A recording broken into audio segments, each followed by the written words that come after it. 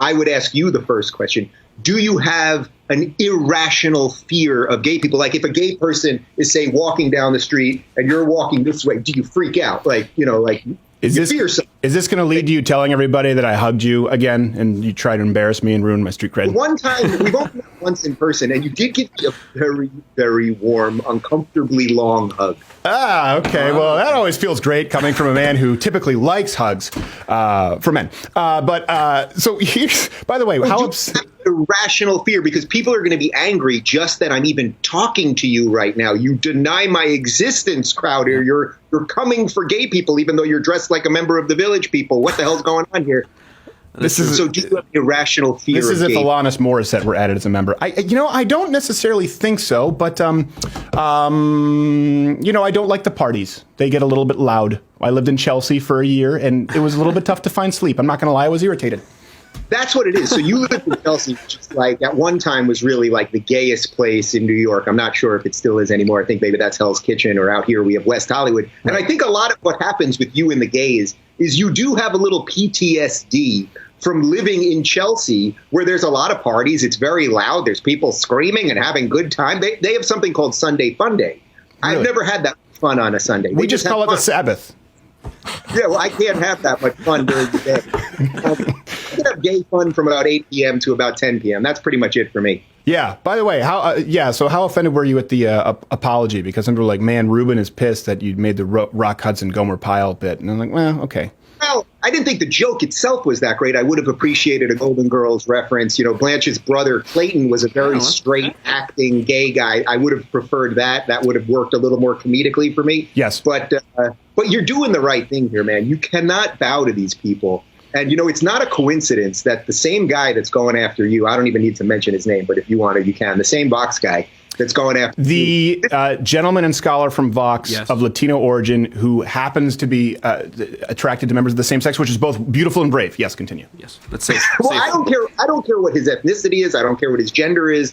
I don't care about any of those immutable characteristics. What I care is about what someone does with their life. And in this case, this is the same guy now going after you and trying to take down your channel and making a whole hullabaloo about it. This is the same guy that a couple weeks ago, I think you know this, I was trying to get Pete Buttigieg on the show, tweeted at Pete Buttigieg. His PR press people say, DM me. I get it. You know, the head of PR for him says, DM me. Start going back and forth. We trade some emails. He's got a trip coming to LA in June. We're going to work it out. And then next thing you know, this guy and a Huffington Post journalist and Media Matters, the CEO, president of Media Matters, all jump in to start the mob attacking the press guy of Mayor Pete so that he won't do my show. And then they just stop responding. What was their reasoning? Well, I'm a scary dude, man. I was going to say, like, here's the one thing. If anything, the only valid criticism I would say of you is that you tend to be very nice with everybody. Like, I don't think I've ever seen you get in somebody's grill. I would love to see that. Isn't it funny, Crowder, that we live in a time where everybody's always upset that everybody hates each other, right? Everyone's trying to destroy each other. We're more polarized than ever before. I mean, these are all just the things people say. Right. Then I come around and I have treated, you included, I have treated every single one of my guests. You act as though I should have been the exception to that rule, but yes. You were the one I thought about doing differently. But truly, I have every single one of my guests exactly the same, whether I've had Bishop Barron in here from the Archdiocese, in my own home where I live with my husband, and he's obviously not for gay marriage. I treated him with the exact amount of respect that I've treated any of my lefty guests, that I would treat any libertarian or any progressive with. I treat everybody exactly the same, and that's partly why I'm taking the hits right now, because it's one thing to go after you because it's like you're saying I'm a conservative, I'm using comedy to really throw it in their face. Sure. Where me, like, they don't know what to do with me, because if it was the back of a baseball card, they'd be like, wait a minute, this guy's supposed to be a lefty, he acts nice, you know, he lives in LA, none of this adds up. So that's why a certain amount of hate is coming to me. But by the way, you know, this Vox journalist, and again, I'm not even sure what his name is. It's Carlos Maza. Gentleman, scholar, Latino origin, same-sex attraction, wonderful, beautiful, brave. Yeah. In his Twitter bio, it says that Tucker Carlson is a white supremacist. Yeah.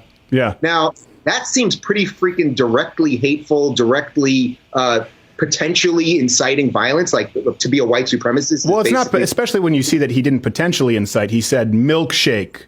He said assault, commit battery against white supremacists, and has identified people. Yeah, so it's not left to the imagination. There's like we wouldn't call it foreshadowing if this were an auteur. You'd be like, oh, he's a violent guy.